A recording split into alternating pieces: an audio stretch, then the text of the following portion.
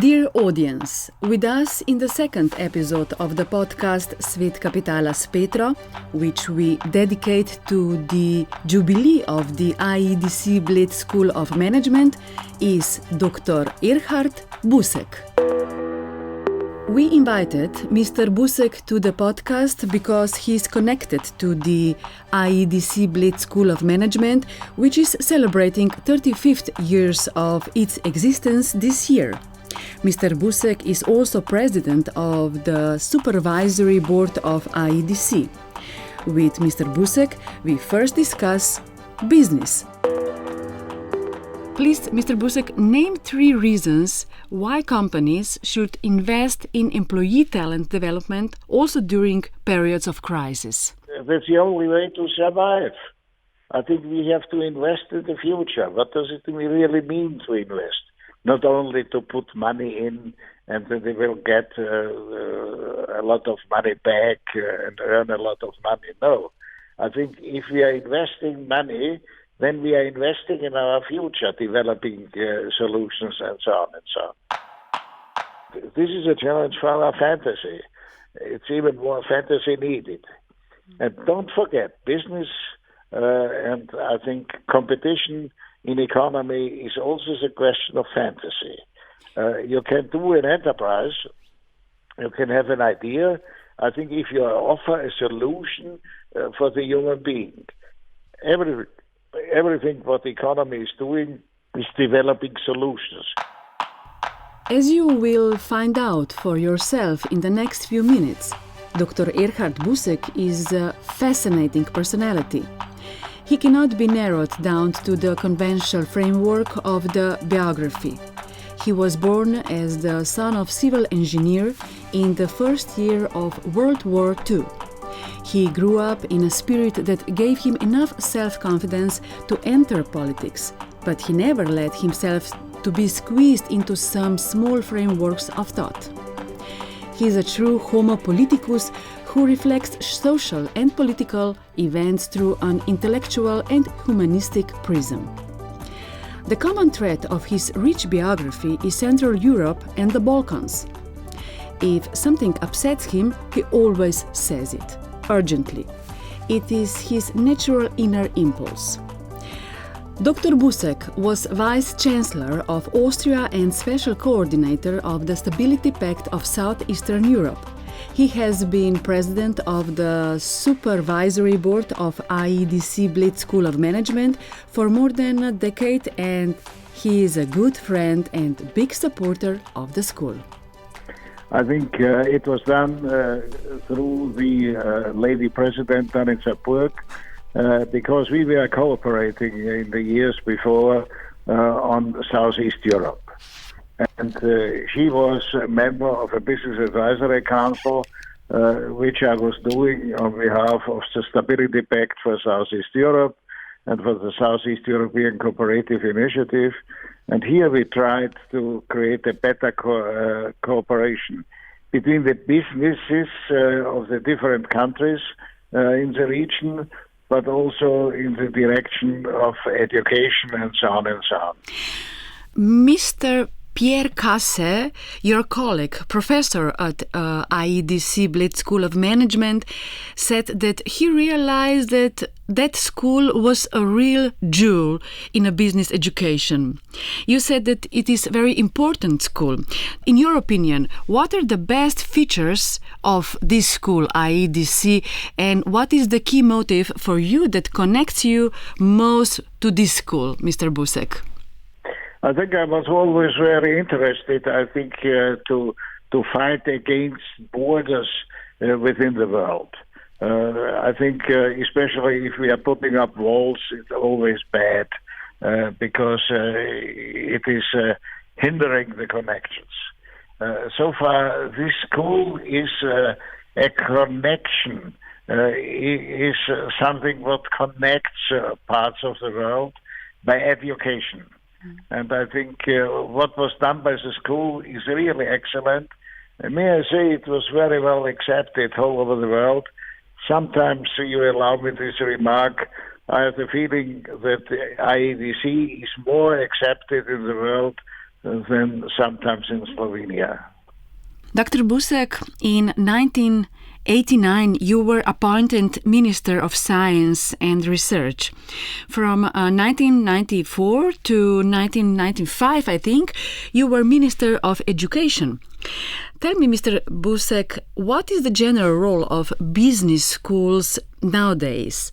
And what do they contribute to business? And after all, what is the contribution of business schools to the development of science and business? I think business is a very important part of our life. Yes. And so far we need the right education. Universities are not only looking for science and research, but also looking to the real life, and business is a part of the real life.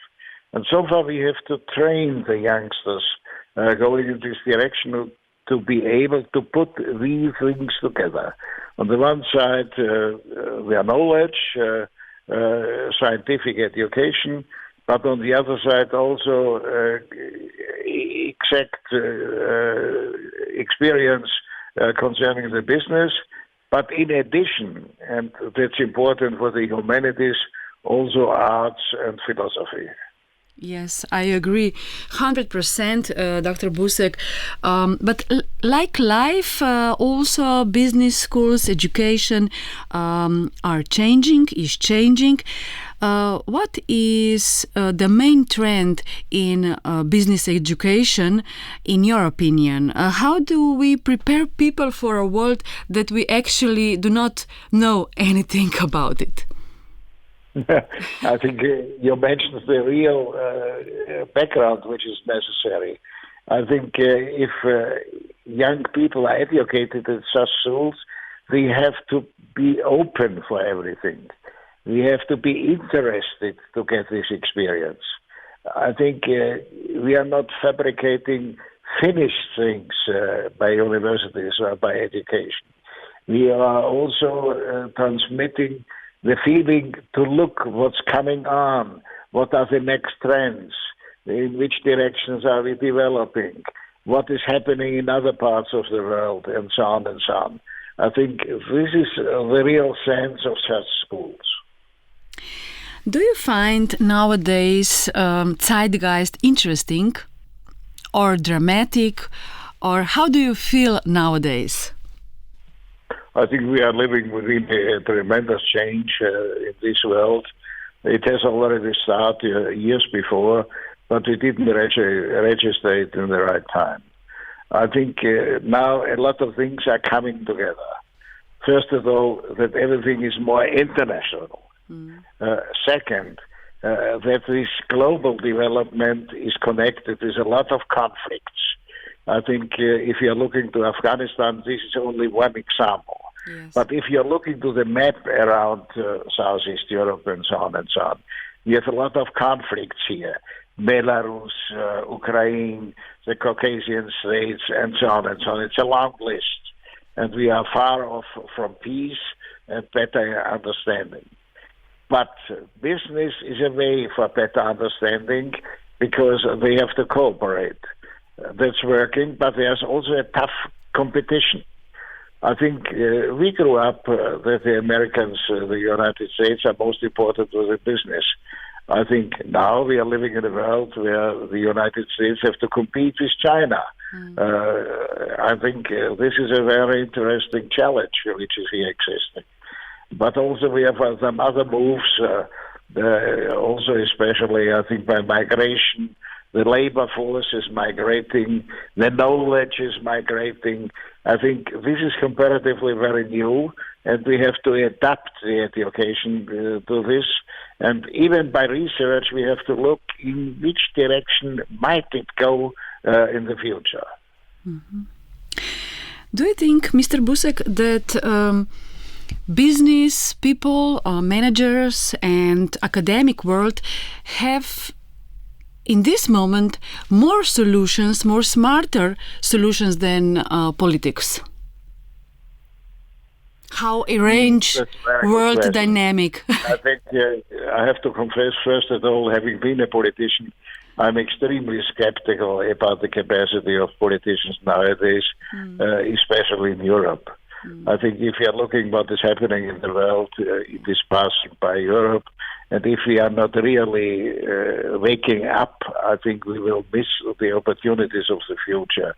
This is a great challenge for Europe. The other, I think we have new challenges. The COVID-19 challenge is showing that our knowledge concerning medicine and health and so on is nowadays in limit. I think here we are looking to the fact that we have to develop new behavior. Nobody is able to say when will COVID be finished. Will it really be finished? And then we have another question, that's ecology. I think that's also a challenge. And may I say, quite primitive, I grew up in a world where we were convinced, I think, we can manage nature. Yes. We can quasi tell nature what it has to do.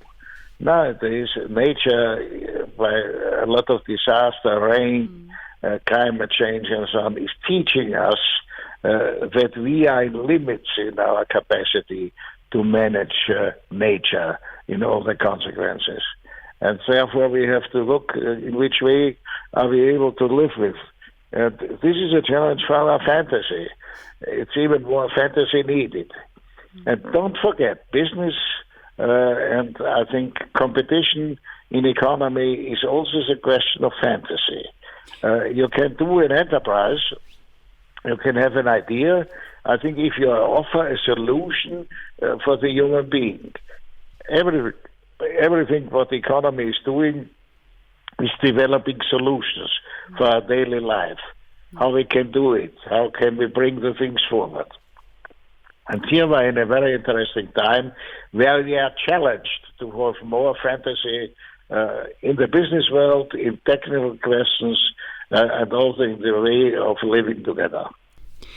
Mr. Busek, in effect, we really need more and more smart people.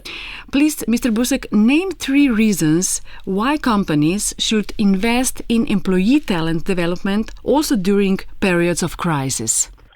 I think that's the only way to survive. I think we have to invest in the future. What does it really mean to invest? Not only to put money in and then they will get a lot of money back and earn a lot of money. No. I think if we are investing money, then we are investing in our future, developing solutions and so on and so on. I think look to the challenge of vaccinations, which we had. I think here it was necessary to invest money because vaccination needs a longer time. We are in the beginning. I think it is really impressive that we are able within 1 year to get some vaccinations, which is hopefully working. But I think these are processes which need more time and so on and so on. We are in the beginning of this process, not at the end. And we need a lot of time, money, brain, and so on to do this. Yes. In effect, we are living in a tough time, but we can learn, as you said, a lot of from business schools and the IEDC, as we hear a lot of about learning leadership from art, especially from music. We talk about it, but maybe another question about that, how do you explain what can we learn about leadership and in a general from the arts and from music especially, because when I'm looking to your support and engagement in leadership or supervision of music institutes in Vienna, I assume that you are an art lover. So you can tell some more about that. I think it's quite clear. Arts is, let me say, a product of humanity. I think to live with the world is not only to live with difficult facts and with tough business. I think it needs also a way to handle the things, to have a certain feeling. I think we are said to develop love and feeling and so on and so on. And that is music bringing. I think I arrived some days ago from Salzburg Festival. I think we had a very interesting opening part here under the title What to Do for Peace. And I think by music it was expressed bringing peace in the feeling to the people so far. And so far, I think if you're listening, for example, to Beethoven's Ninth Symphony, you can see this engagement for peace, of living together and so on and so on. And so far, it's extremely important. And I think that in many institutes there are a lot of work to do, and you are involved in the European Forum Alpbach. It is a platform that connects science, politics, business and culture. And this forum raises the most pressing issues of the time. What will be the main topics of this year's forum, and which issues is the most crucial now? I think, first of all, I think the current situation is a challenge, how we are handling the communication nowadays. I think traditionally the European Forum Alpbach was a meeting where I think 2,000 or 3,000 participants were present through 2.5 weeks. Nowadays we have to use techniques. You have to use internet and so on, I think, to come together. We have to learn another kind of communication. That's the important first step. The next step is what to do with Europe. I think the current situation of the European Union and the whole continent does not really fit to the situation. I think nowadays we are still economically not so bad in Europe, but with other things, especially the way how we are acting on politics, on the challenges existing here, it is obviously that Europe is losing importance. That's the next challenge. And the third challenge, which is covered this year, is also in which way are we investing money? I think we have a great challenge, a division between the rich, some rich, only a few numbers, and the big number of the poor. I think being marginalized also, even the problems of hunger and so on are existing. And I think these are the discussions which we are doing this year in Alpbach, especially with the young generation. Mr. Busek, now you are also the chairman of the Institute for the Danube region and Central Europe. What are the main tasks of this institute? Yeah, that is quite clear to say. I think we have started as a Iron Curtain fell down in the past, and therefore it's quite clear to bring the different countries, or let me say, human beings of the different regions together. Nowadays we have a lot of problems, difficulties, and so on. I think if I'm looking to Southeast Europe, and you know it better by the experience of the Slovenians, we have not yet managed to come really together, to have a better mutual understanding. We have a lot of local problems within Southeast Europe, border issues, I think question of open cooperation, link on the problem of Kosovo and Northern Macedonia, and so on. I think this we have to learn. And that's a job of the Institute, I think, to make proposals, to bring the people together, and so on. For example, I'll give you one example. I'm involved in the building up of a Center of Advanced Studies. What are we doing there? We are training the young scientists to look at these problems, to study it, to develop proposals. We built up an institution in connection with the University of Rijeka in Cres. We have here a nice house, and here we are training, I think every year 15 to 20 young scientists to look to these problems and to bring it then to the different universities of the region. Erhard Busek is an Austrian politician. Throughout his political career, he was widely regarded as one of the leaders of the party's liberal wing. He is coordinator of the Southeastern Cooperative Initiative and chairman of the Institute for the Danube region and Central Europe. Busek was chief of the party and vice-chancellor of Austria. Mr. Busek served as a special coordinator of the Stability Pact of Southeastern Europe, the final person to hold the position. Our guest in podcast was also deputy mayor of Vienna. Mr. Busek is glad that his people in Austria are optimistic, but he also knows that we have to be careful about the future. Nowadays, there's a certain danger, so I'm not so optimistic as some researchers are. I think that we are getting a division of the society. It's not yet done. It's looking not so bad, but we have to do everything that we are not confronted with a lot of confrontations and so on and so on. I think the real challenge is that by the world of fake news nowadays, I think we have difficulties to listen to each other. I think we have a certain tendency that some groups want to change the language. We need a language where everybody is understanding the other. That's of great importance.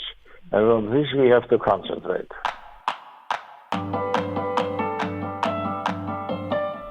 We have to do practical things. May I say, I'm extremely critical to this huge number of think tanks we have. I think I'm in favor for do tanks. We need groups which are doing something. Hands-on, I think we have to do. Sometimes we are living in the clouds and having a lot of theories and so on and so on. No, that's the wrong way. We have practically do work and try to cooperate and to speak about and to develop a language where the others are understood and we are understood also. Dr. Busek, when I'm looking to your connection to leadership, and because you are a leader yourself, I'm interested in what type of manager, leaders is necessary for the future of the European Union, of good society in Europe. What qualities, education and additional skills should we have? I think first of all, this generation of manager we have to have a certain knowledge about whole Europe. I think sometimes it's happening that the knowledge is only separated of this region and of this subject and so on and so on. I think we need here more connection, and it should be interlinked, and it is for sure necessary to have a holistic view about the things. The second is that we have to develop certain programs step by step. There is no one solution for everything. There are different solutions and we have to put them together. And the main importance also for the manager is they have to find a language to speak with each other. Which is very hard sometimes, but I ask you the similar question again in, in 5 points. Can you please tell me what is your main advice to young managers who have ambitions to climb the career ladder? I think they have to look around at the world to learn out of the world. They have to meet others and asking them questions and offer them solutions which they are thinking. It has to be a real exchange of ideas and so on and so on. The second thing is all we have to learn ongoing. I think it is lifelong learning really. That we are learning out of the life and making consequences, and to develop a language which is understood by the others. I think if you are looking to the language we are nowadays using, I think we have a lot of words which are not really understood by all the people living today. We are getting a certain kind of a foreign language, not a foreign language like it is Slovenian or German and so on and so on. It is a foreign language of experts which is not really understood. I think I'm always interested to ask somebody, do you understand what you are saying? And here you can see that some are losing their voice because they are not able to answer the question. Mr. Busek, how do you see new reality? I think the future will be a challenge, as it always were. Will be robots on the earth, or a lot of diseases or conflicts?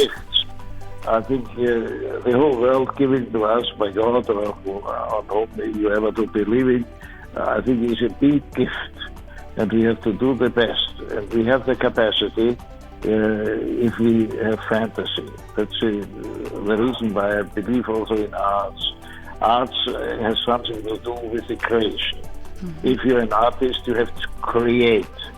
And I think the real problem is the creation